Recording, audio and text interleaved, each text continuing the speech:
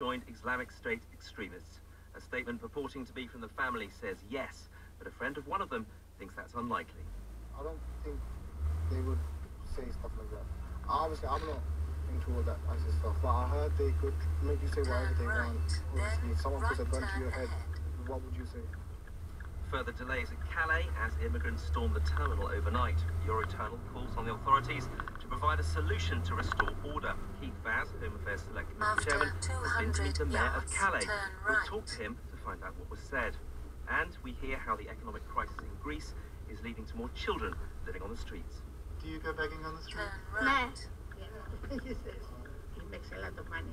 No, I can go and buy food. The BBC News is read by Neil Sleet. A statement appearing to suggest that a family of 12 from Luton have joined Islamic State extremists says they travelled to Syria of their own free will.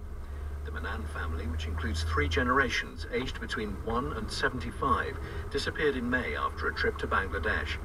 A press release, apparently written on their behalf, was emailed to the BBC by a British man thought to be fighting with IS in Syria. It said the family felt safer now than they had ever felt before. Shiraz Maher is from the International Centre for the Study of Radicalisation at King's College London. A lot of people have expressed a lot of shock at this letter. They've looked at it with disgust. To understand that you have to get into the mindset of certain elements of our society which holds a very radical Islamist outlook that says Britain is at war with Islam, that Muslims are persecuted here. It's a conspiratorial mindset, and it's one that believes in constant aggression against the West. A solicitor for the families of 2 East London schoolgirls who travelled to Syria in February says they believe the teenagers have married militants. Their relatives are said to be distraught about the news.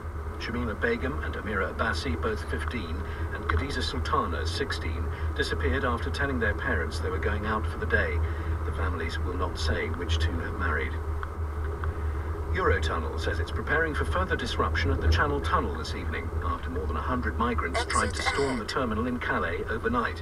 The company's called for immediate action from the French authorities to protect the tunnel. The government of Tunisia has declared a state of emergency just over a week after 38 people were killed in an attack by an Islamic militant at the resort of Sousse. 30 of the dead were British tourists. More details from Alan Johnston.